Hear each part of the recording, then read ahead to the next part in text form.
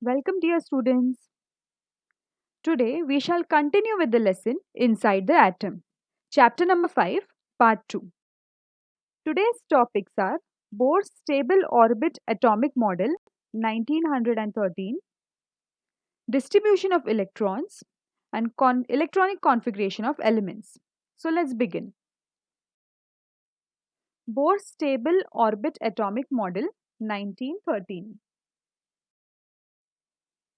Scientist Niels Bohr, in the year 1913, he explained the stability of an atom by putting forth stable orbit atomic model. The important postulates of Bohr's atomic model are as follows. The electron revolving around the atomic nucleus lie in the concentric circular orbits at certain distance from the nucleus. Now here concentric, which means that the orbits or the circles which have the same center. Okay. Energy of an electron is constant while it is in a particular orbit. Now the energy of the electrons is same. It does not change when it is in one particular orbit. When an electron jumps from an inner orbit to an outer orbit, it absorbs energy equal to the difference of its energy level. And when it jumps from an outer orbit to an inner orbit, it emits energy equal to the difference of its energy level. Now I've put this picture just for your reference. The blue circles which you all can see, those are the orbits. The green circle which you all can see, those are the electrons revolving, and the pink circle is the nucleus. Now these electrons revolve in one particular orbit. When one electron jumps from the first orbit to the second orbit, it absorbs energy. Whereas when one electron jumps from the outer orbit to the inner orbit, it emits energy. Some more atomic models were put forth after Bohr's atomic model. Atomic structure was studied at depth with the advent of a new branch of science called quantum mechanics. Now let's study about atomic structure. An atom is formed from the nucleus and the extranuclear part. These contain three types of subatomic particles. Number 1, nucleus. The atomic nucleus is positively charged. Almost entire mass of the atom is concentrated in the nucleus. Now alongside you all can see one small diagram. The red and the blue circles you all can see that together form the nucleus. Now the coloration is just for the reference. The whole mass of the atom is concentrated in this nucleus. The nucleus contains two types of subatomic particles together called nucleons. Protons and neutrons are the two types of nucleons. Now again look at the diagram. We can see the red circle, I have named it as neutrons, and the blue circle I have named it as protons. Now once again I am telling you all, the coloration is just for differing, means you all should not get confused. That is why I've put blue and red color. So these neutrons and protons together form the nucleus. Number 2, protons. Proton is a positively charged subatomic particle in the atomic nucleus. Now the blue circle, again look at the diagram. The blue circle is the proton, and these protons are positively charged subatomic particles. The positive charge on the nucleus is due to the proton in it. Yes, in the earlier slide I said that nucleus has a positive charge. Now that positive charge is gained by the protons in it. A proton is represented by the symbol P.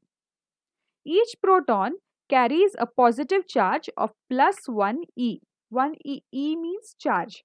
1 E is equal to 1.6 into 10 raised to minus 19 coulomb. When total positive charge on the nucleus is expressed in the unit E, Its magnitude is equal to the number of proton in the nucleus. The number of proton in the nucleus of an atom is the atomic number of that element and is denoted by the symbol Z.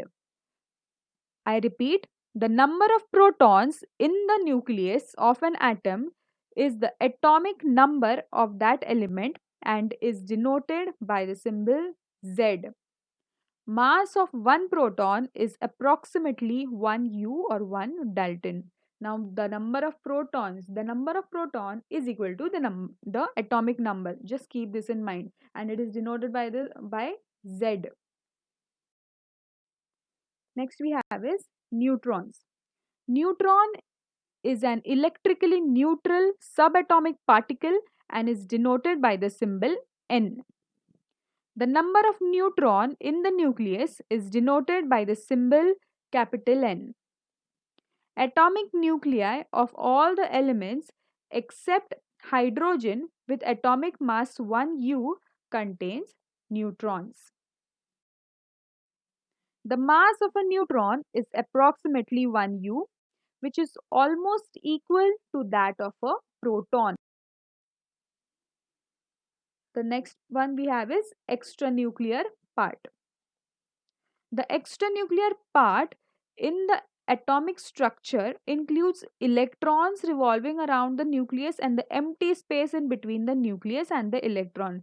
Now alongside I've given one diagram.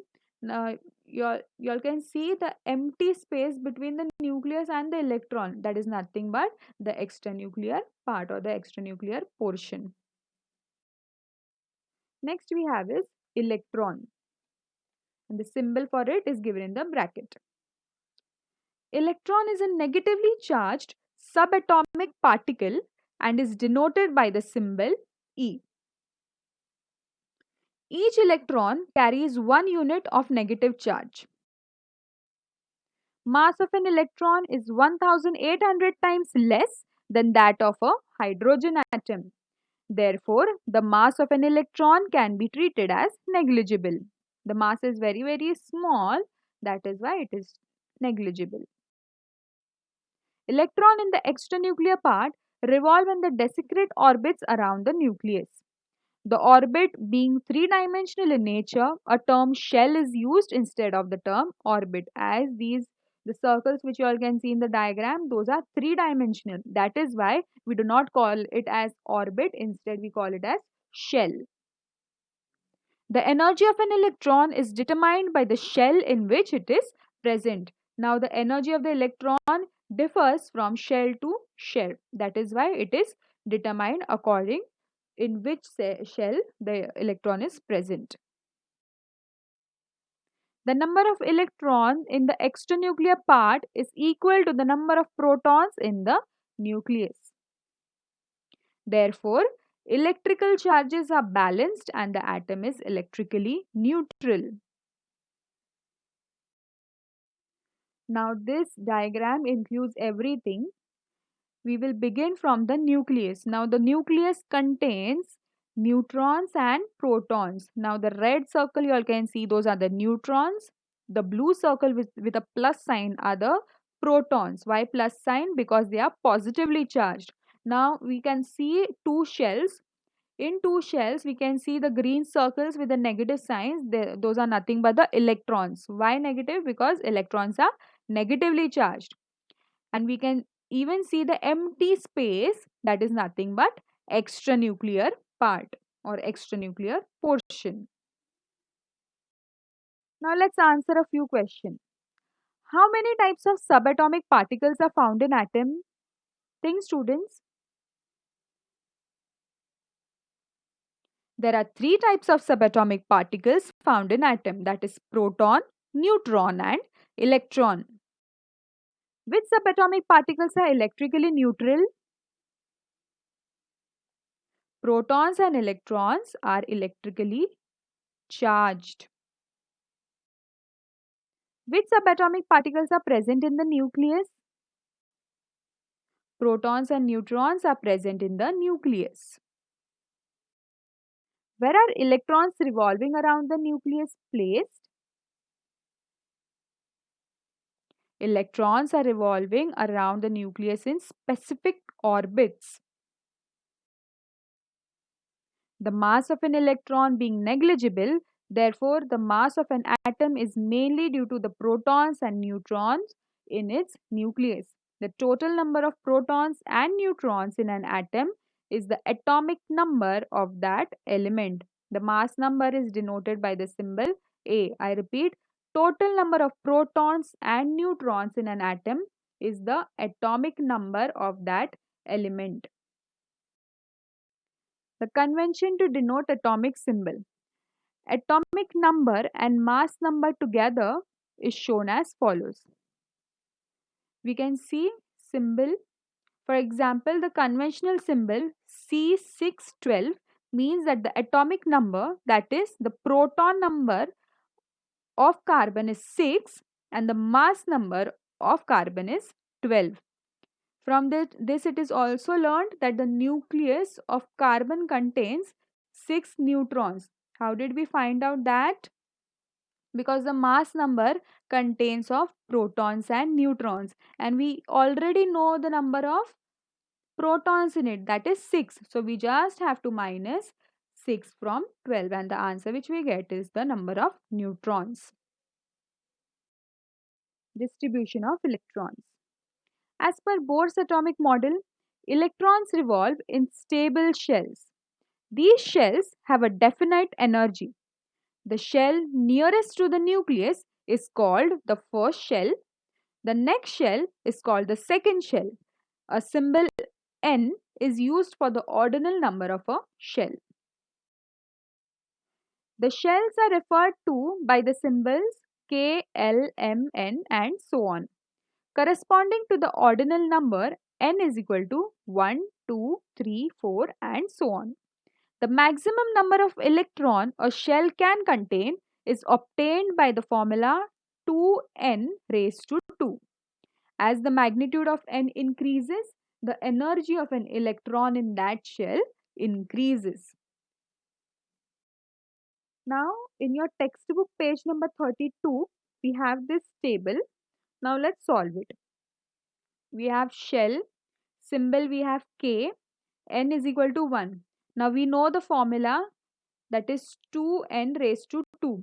Using this formula, we can find out the number of electrons. Okay. Now, 2 will be constant. N, we have 1. So, in the bracket, we have already written 1 and raised to 2 also as given in the formula. When we calculate this, the answer which we get is 2. Now, let's do for the second one. L, n is equal to 2. After putting the formula, we get something like this. 2 will be constant multiplied by 2 raised to 2. The answer which we get is 8. 2 raised to 2 is equal to 4, and then we have to multiply the first 2 with it. That is 4 2s are 8. M number 3. N is equal to 3. Again put it in the formula. 2 multiplied by 3 raised to 2. So 3 raised to 2 is 3 3s are 9. So 9 multiplied by 2 is 18. Same for the fourth one, we have to do n 4. We have to put 4 in place of n. Here we get it like this, and then the answer which we get is 36. So that's it for today's video, students. I have a homework for y'all. On page number 32, we have few questions. Use your brain power. We have 5 questions there. Please solve it and we will discuss it in the next video. Thank you.